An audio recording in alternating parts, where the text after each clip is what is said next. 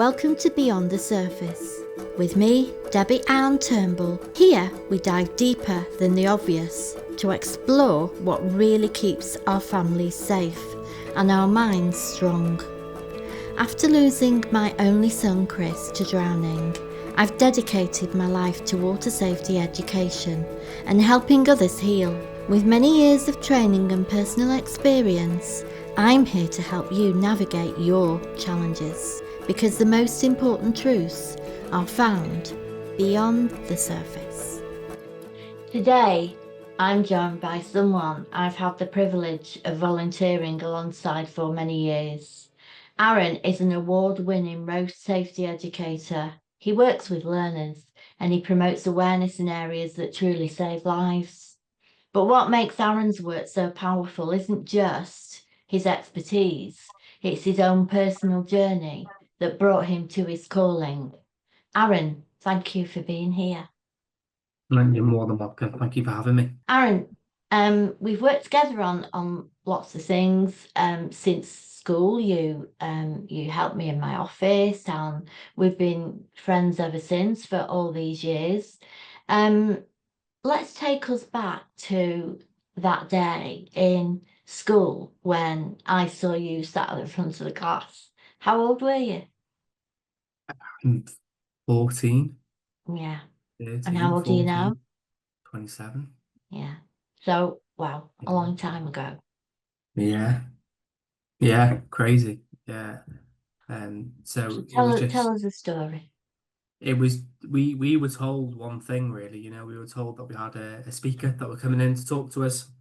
And it was about kind of water safety, and that's all we had. We didn't have any more information at all, didn't have anything with your background. Um, and your story was just, yeah, it was impactful. And it was something I knew where I wanted to carry on and follow that up with you. I wanted to kind of carry on with your journey, and somewhat kind of get involved and support you some way.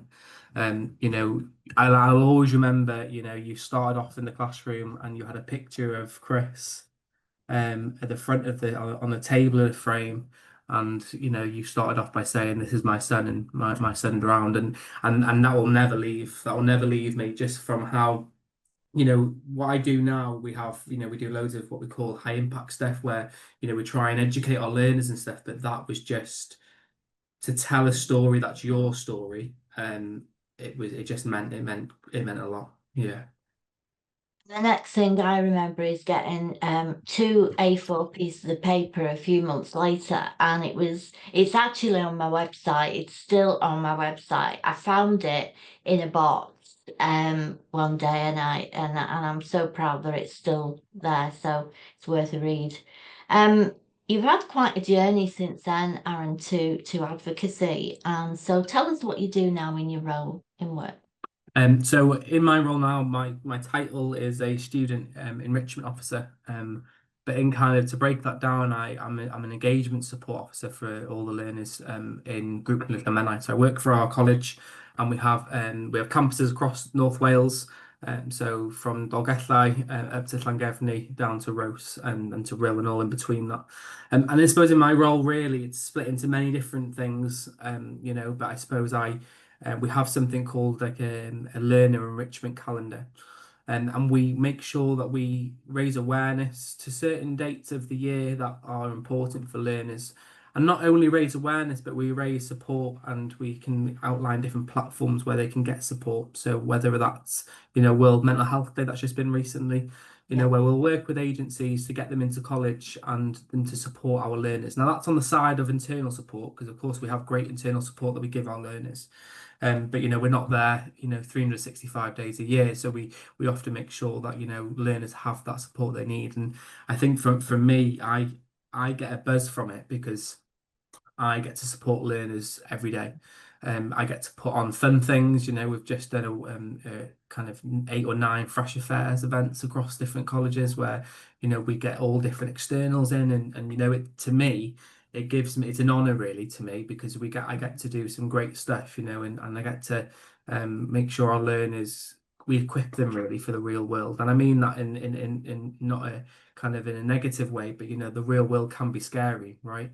And we just make sure that we give them all the tools and everything they need to give them a great start in life. That's brilliant, Aaron. And Yeah. I know you did one project that meant quite a lot to you, and that was to do, I think, with road safety. You did a really special project. Can you tell us about that? Yeah, so I get emotional with Olivia's story because Olivia's story is quite an impactful story for me. So we normally do things called deadly impacts, which is where we get the emergency service in to do a session with learners on kind of what would happen, show you some gruesome things, and things like that. But it got replaced with Olivia's story. Now it's in connection with North Wales Fire and Rescue, North Wales Police, and the ambulance. But of course, with NHS, ambulance haven't really played a massive part in it, and I can understand that. But what Olivia's story is it's a road safety session. It's an hour session, and it's about a girl called Olivia who sadly passed away in a road traffic collision in Ruthin. So it's very close to home. It's a very local thing. We're not talking about something that happened in London or something that's on our Yeah. doorstep. To where our learners, probably some of our learners actually knew Olivia, went to school with Olivia, especially in our rural campus. Mhm. And it kind of highlights, what to do if you're in a position that you're a passenger in a car for starters and you want to get out. North Wales Police and North Wales Fire and Rescue, they're able to kind of give some great tips in terms of how you can get yourself safe. And one again that will stay with me is that, pretend that you're going to be sick in a car, and that will hopefully stop them and get you out and you're in a safe place. Um, but I think, why it hits me because we obviously have learners that are quite emotional while they're watching it. The session itself contains footage, so you don't see the impact, but you see the two cars lining up together and racing. Oh, Um, you hear the 999 recording oh my God. that Joe rings to North Wales police and to the ambulance. But then to me, we hear Olivia's mum, Jo, arriving on scene. We hear Jo talking to Olivia, and there's a comment that says, "Stay with me, don't leave me." Oh, Um, and I think that in itself is hard because, and I've done this now. We've managed to get across to just 1,950 odd learners so far, with a projection to do about another 900 this year. Um, and I'll always look away. So if you were to watch me watching the clip, I'll always look away. When you hear Joe, Olivia's mum, talking, I'll always look away because as a parent myself, I can't think of anything worse. Um, and then we also hear then we have some interviews with people that were in the car, so Olivia's friends, and they talk about the impact of it. And that's a big thing for me, not just only talk about what's actually happened, but it's about what's happened after, to friends, to the and after. community. Yeah, Yeah, and what's still happening now, exactly. how you look at them, you look at how Joe and so Olivia's mum and dad, how they are now, the impact it's had on them. But I'm very fortunate, and I say this, and I was speaking to the police this morning. I'm very fortunate for the work that I have alongside North Wales Fire and North Wales Police. I won an award for it last year, and I'm And so proud. congratulations. I'm so proud because it's to me, we are helping to save lives in Mm, an essence, right? Whether you're learning to drive past your test or you're in a passenger of a car, it's going to fit someone, right? It's going to whoever's in that room, they're going to potentially be in a position, and they can put themselves in that position. But I think for me, I think it's just we're able to kind of get that message out, and it's very similar to your story, Debbie. Because although it's not Joe, Olivia's mum, delivering it, and I don't think she would be able to deliver it, and that's me being honest. mm, You deliver it, and you deliver it from a passion, and you deliver it because that's what you want to do, and not everyone can do that, right? I Because know. it's a really hard thing to stand up there and talk that you've lost a child, But I'm also very lucky that Joe has actually reached out to me, so Olivia's mum, Oh, um, and she's asked to meet um, and go and see Olivia. So yeah, I'm really looking forward to it in terms of actually understand rather than sitting there and talking to learners about Olivia to actually feel like I know Olivia a little bit, and to have that kind of involvement. So yeah, I'm very proud. you should be, Aaron. Thank And you. just well, we're kind of in that place. I remember Holy when you lost your nan. Did, yeah. Yeah, I did. Yeah, so I lost my nan in 2014. And she was ill for quite some time before that. So she was ill when I was volunteering for you. So she had cancer, the dreaded C. Um, and she was very poorly with that. But then she fought that, and she got the all clear in 2012. But then 2014 it came back with a vengeance, yeah. And unfortunately she kind of, after finding out, it was 6 months later, she was in St David's Hospice, and then we brought her home and she passed away. Yeah, and my nan was like my second mum. Yeah, you know. Mine Um, was, well, my first mum, really. yeah, and I love my mum to bits. My mum's my world. But Mm. my nan lived 5, 6 doors down from me. And she lived there from when I was a kid. So it was always my mum and my nan, you know, and it was Mm. always kind of every single day I would walk to school and I'd pass my nan's house and I'd come home and pop in to see my nan every day. And I'd stay there every Friday, Saturday for a weekend. And I'd done Mm. that since I was 6, 7 years old. I used to, Aaron, the same. Yeah, Yeah. exactly the same. Yeah. And do you know what? Like now, I remember some times where, like, when I was getting to like 13, 14, Mm. and I'd kind of be at my nan's on like a Saturday, I'd be like kind of moaning to my mum, and I'd be saying like, no, I just want to stay at home, because I want to, you want to kind of go on your Xbox or your Oh, PlayStation or yeah, whatever.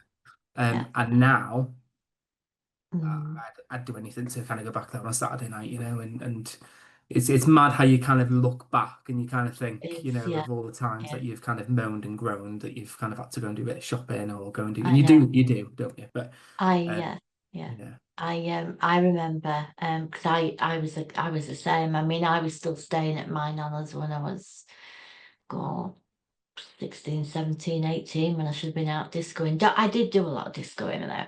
But I always remember she just delighted in me sitting there and sipping a glass of sherry with her. That was like everything, and she'd go and get me a little piece of salmon, and it's all those little things. And she, in the olden days, as we say back then, she'd like put the immersion heater on her and heat the water up for my bath. And then she'd go and run my bath. And I was blooming 16 years old. And yeah. she put all bubbles in it. And, she put the towels in the airing cupboard. And, it's magical, isn't it, when you talk about that stuff, because I never had that at home. And for me, that is just everything. It's absolutely everything. It's beautiful.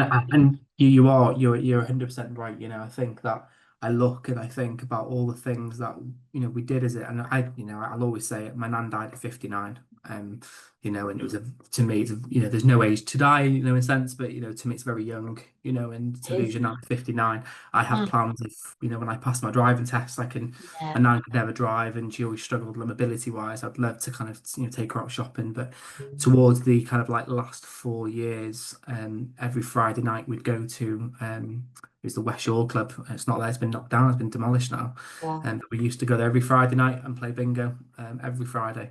And that was kind of like the last 3, 4 years. And they're memories I'll never forget, because I'll Mm. always remember every Friday, 7 o'clock till 11 o'clock, we'd Yeah. go and play bingo.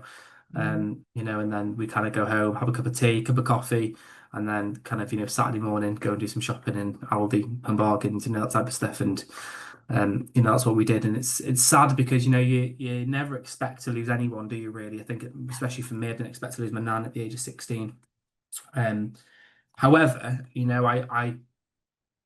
it kind of moves me on to really when I had Ashley, I suppose, when I had my daughter, because my nan died in July 2014, and then Ashley was born in September 2014. And it was no way perfect, right? Let's be honest. Having a kid at 16, there's no point sugarcoating it. It wasn't planned at all. Mm. However, I feel like that gave not only me, but it gave my mum a sense of purpose. Absolutely. Uh, Perfect timing. yeah, it Yeah. was my mum really struggled. My Mm. mum really did struggle, and to then have her first grandchild, It was just, it was something that kept her busy. It was something that, even before, to September when we were preparing for the baby and, going shopping and things like that, after you just buried your mum, we were then straight into look at doing something else and kind of, trying to kind of pre-occupy that mind a little bit. So for that, I was fortunate. I feel like that was a sign from my nan, to be honest. And tell us about Ashley. So Ashley's 11 now. So yeah, she's a grown-up girl. She's the most amazing thing ever. She's the best thing that I could have ever asked for. She is the most caring for an 11-year-old girl. She's the most kind of worrying, as in she worries about stuff that, she worries about how I feel. She worries about kind of how I am, and if I say something like, oh, yeah, I've had an okay day at work, she'll go, why was it just okay, Dad? Really? What, yeah, and I'll always, I'll always think it. I thought it the other night when she was here. I'll always think like what's made her so caring, and You. yeah, and I do sense Pitfalls. I do, but I just think that and I always try and like, we go on holiday and, she might go with like some family or something like that that have younger kids. And she'll always say, I'll take them on that ride. And I'll go, Right. no, actually, you go on the big wheel or you go on something. She goes, no, I'll take them on the little ducks. And I'm like, no, this is your holiday. Mm. You go and do you and I'll make sure that these are okay. And she just really cares about everyone. But she's a footballer as well. So she's not a girly girl. You wouldn't see him in like, a princess costume. Never have really. She doesn't do anything like that. She's absolutely football mad. So she plays for a primary team of Penryn Bay, local to here. Um, but she also plays for FAW, so the Football Association of Wales. She's just Wow. got into their development team, Good girl. and she played for Wrexham last year. So she's very football man. Do you know what? It gives me nothing but pride because Mhm. rather than her sitting at home on a laptop or a Yeah, phone, yeah, yeah, yeah. watching TV. We Hmm. go out, in all weathers, and we stand there and we watch her play football. Sunday we're there 12 till 5 in a tournament. It's just, but that to me, I see her running around, I see her burning energy, but I see her making friends. And Mm.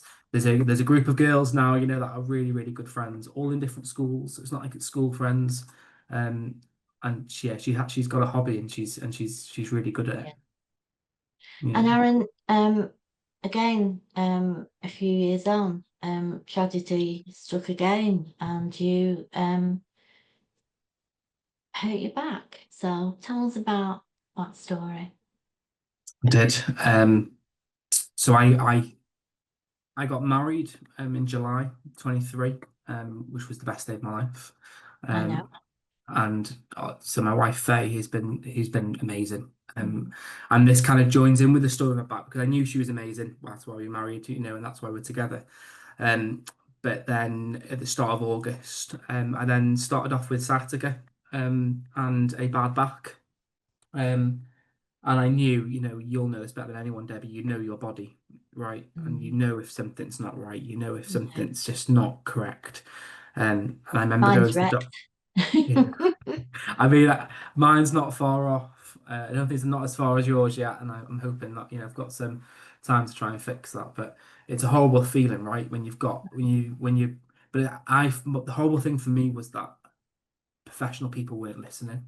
Hmm. And I was going to the doctors and I was saying, this is my symptoms. And of course you Google these symptoms, right? And you become then like a Google doctor and then you kind of like get Mm. diagnosed yourself, haven't you, to a degree. And then you Yeah. go to the doctors and they're just like, oh, you've got a bad back. And they gave me some Zapain and said, crack on and you'll Oh be absolutely God. fine. I took this Zapain and I can't take Zapain, can't do it. And like, it's weird because I can take a lot stronger stuff than Zapain, but there's just something with Zapain I can't do. Mm. And I remember the doctor, and she gave me a blue book, and it was called the Back Book. I've got Um, it. I've yeah, actually got it. have you? Yeah, okay. Mm. And I read this book, and I still knew that I had a problem in my back. That it wasn't a book that was going to fix. I needed to see someone.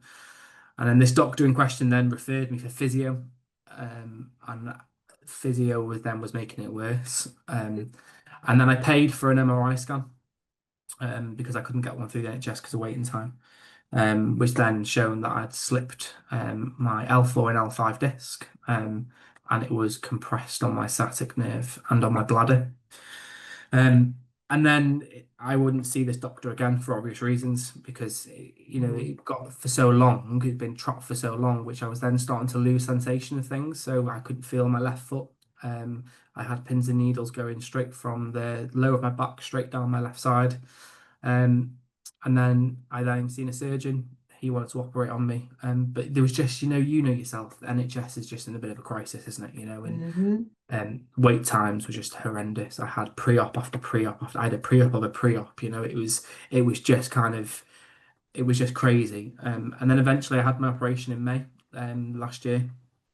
Um, However, when I had the op, it was all good. I had full feeling back in my foot. The everything was all back to normal and everything was great. And then about 4 weeks after my op, sciatica came back, but it came back with a vengeance. And then I lost feeling to my left toes. So it's a bit weird. I can feel my so if that's my foot and then my toes, I can't feel like here, but I can feel like the heel side. Um, and then after kind of, we've had MRI scan, we've had appointments, and now we've kind of been told that they would operate again. However, there's just too much scar tissue around, and there's always risks of operating in the same area. Yeah. It's the second time. So they don't really want to operate. And if my surgeon doesn't want to operate, he weighs it up with the pros and cons, and in terms of what I'm going to get out of it. Mm. And unfortunately, I was told last week that the chance of me probably getting full feeling of my foot back is non-existent. Because of how, and it's just because of how long the nerve has been compressed. And Mm. it was compressed for what, 18 months really, before it was actually operated on. So I have a lot of, I have a lot of proudness for the NHS in terms of what they've given me and in terms of what they've done, but I've also got a lot of sadness from me because I feel like, if I would have paid 12,500, 13,000, I'd have got it done straight away. Yeah. But we are where we are, and that's kind of saying I do say a lot. We are where we are, and kind of it is what it is. Mm. There is a lot of worse off people in the world. Fortunately, I've got an amazing wife who, we have to kind of look, don't we, and think that I was married, and then maybe 2 months later, a month and a bit later, this happened where I was in kind of bed for the first kind of 6 weeks, didn't move. And even now, I can't walk very far in terms of, can't walk and take the dog on massive long walks together. And she is just amazing. Like I can't put into words of how supportive, caring, um, and she's the glue, and if I didn't have that, I know I've got Ashley, and Ashley's the best, but we didn't tell Ashley about my operation. I chose not to tell her because Wow. I thought it was the right thing to do. So Okay. we kind of I seen her the day before, and then she came home about 3 days after I got home from hospital, and then she found out then, and she actually said that she was sad that I didn't tell her, and I I expected would and I think she would expected that. be. I Yeah. would think she would be quite because surmising the kind of little girl she is, and I definitely want to meet her. But um, I would think that would be quite a struggle for a challenge for her, to be honest, Aaron. Yeah, but And and and it's your and I choice, knew that. and it Yeah. came from the right place, and Mm. that's what I feel. If age is anything to go by, but I think in your way you've done it for all the right reasons. I do really. Um, I was able to kind of explain that though, and yeah, I yeah, was to explain my reasons behind it, yeah, and one of the main reasons was that good. Ash would be constantly texting me. She Yeah, would be yeah, yeah. constantly saying, "Dad, are you okay? Are you okay?" Mhm. And I went down for my operation. I should have gone down for my operation at 9:30 in the morning. Didn't go down until 12 o'clock. And I had a Mm. reaction to the anaesthetic, so I didn't actually get put back onto the recovery ward until 6 p.m. So I was 6 hours. And Oh. obviously, they and my mum were in the hospital, and they were going crazy because they thought we'd be back about 3 o'clock. Mm. But I don't know, and I don't think I helped myself, in a sense of I was really strong with my mum and Faye, got Mm. myself into this lovely kind of outfit. I, kind of modeled it off. I'm sure there's some pictures out there with me modeling this hairnet thing. But then actually when I said goodbye to them and then they wheeled me off and I got into the lift, I just burst into tears. And no one knows that, but I did because I was just so scared.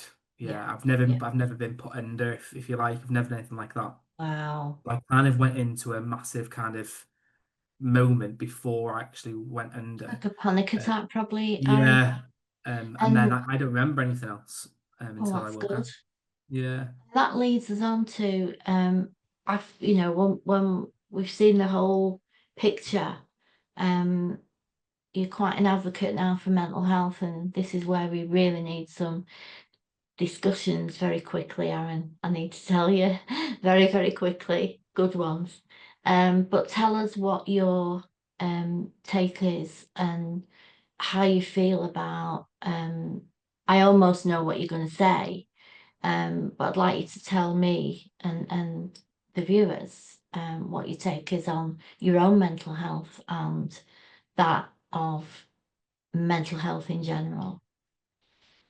yeah. So mental health is goes without saying it's important, right? Yeah, it's important. I don't think we do enough for mental health at all. However, there's that saying that that men don't talk, and I think that's getting better. I do think that's getting better, to a degree. I think it'll always kind of be there. In terms of me, I think most everyone's probably struggled with mental health in some way or another. I've really struggled with mine, mainly when I lost my nan. I still struggle about that now, because she was a massive part of my life. So when it comes to anniversaries, things like that. Oh yeah. Um, but I'd say I do still struggle because I look now and I think, I lost my nan, okay, but then I had Ashley, so that outweighed that, and then kind of made me feel better and made me want to make my nan proud. But then, kind of I look at my back and then my back's put a massive kind of pause on my life at the moment.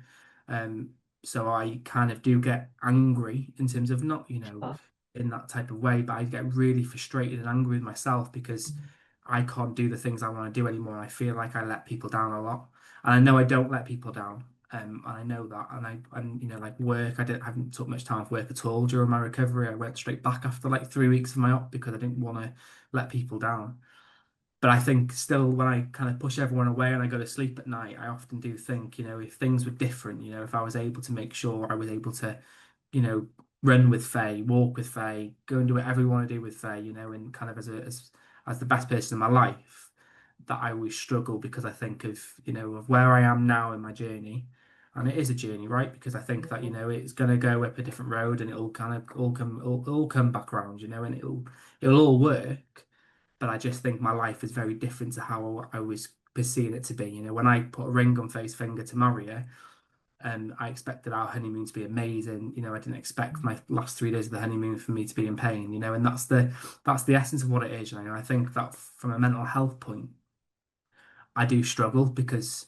And I do talk to people, I talk to my wife, never used to, but now I do. I do have them open conversations to just say I'm having a really crap day, and I'll say, no one's done anything wrong, but this is why I'm feeling really, really rubbish. But then, I also speak to people in Andy's Man's Club. I join their virtual yeah. online. What is Andy that, Aaron? Andy's Man's Club is open for men to join, and I can't make the ones in person because they're too far. Mm, But we're hoping to bring them local. But it's where we all sit in a room and they just talk. You can either say nothing, you can say as much as you want, or you can just sit there and listen. wow. And they ask questions, of how's your week been? If you're going to do anything, what would you do to change it? And they ask different questions every week. And they're just ways that we can see how other people are struggling, and we can maybe Yeah. relate to that slightly. And I'm very fortunate that I've got a very solid foundation at home in terms of the support Mm, with my friends and family. mm, However, it's sometimes nice to speak to people that aren't connected with yeah. you in any way. So it doesn't, what they say won't be kind of, they're not worried about how you're going to perceive it or how you're going to kind of react because they're just speaking from their mindset and their opinion. So that's, so mental health, I'll carry on doing stuff with mental health. I'll carry on, talking about Mind, Samaritans. I will still talk about Andy's Man's Club, and I will be there for anyone, whether they're feeling really, really, really rubbish and, they just want to talk, or whether they're in a really bad place. And, I'll always offer my support to anyone that kind of needs it. Yeah. I'm kind of the same. Aaron, that kind of brings us to a close. I think it's a journey, right? Yeah, it's a journey, and we have come a very long way as from back in John Bright in 2014 to here in 2025. We've come a long way. We've still got loads to do. We can't forget that. We've still got loads to do, and we've spoke about things that, in a lot more detail than this, Debbie, and we've kind of spoke about stuff together, haven't we? You've supported me more than anything too, just from when I've been in a bad way, I've messaged you, and you've always made light of stuff. So we've still got a long way to go. No, I forget, what I kind of forget what I have done, and I think this is why I want this podcast to be so different. And some people might think it's kind of morbid, but I've got such a diverse group of people to come. I don't know whether you've seen Rhiannon Manning's on Ah, the TV. yeah. I've known Rhiannon for a long, long time. She's coming on soon, so God help me as well for that one, but they're just, to me, I just want to hear people like you speak, because it's real and it's raw, and it's important that people can talk like we can, because like you say, in your group, if you're talking, somebody is listening, and it might not be in that moment that the light bulb goes off, but it could be in 2 days' time from this talk that somebody will think, oh my days, I want to go to Andy's club, or I see, or I now understand why I feel like that. And that's why I think, as I say, I think these interviews are going to be amazing, and I thank you from the bottom of my heart. And for that, you're so welcome. And I genuinely mean that. I'll do anything to kind of support you. These podcasts, you may feel that, people may feel that they're morbid. However, they are, as you say, they're real life. Yeah, we're not talking about people's potentially how they're feeling or what they've been through. This is real life, and this is what it is. And I think all I would say is that if anyone, wants to discuss anything that I've discussed about, whether it's, working with the police and the fire with Olivia's story, whether it's support with the mental health, or whether they just want to chat, then my inbox will always be open to anyone to have that conversation. Thank you, Aaron. If today's conversation has connected with you in any way, please share it with someone who needs to hear it. To hear more powerful conversations like this one, like and subscribe. For practical resources from today's episode, please check out the details below, where you'll find free downloads, workshop information, and ways that we can work together. If you're ready to take the next step in your family safety journey or your mental and spiritual well-being, I'd love to support you.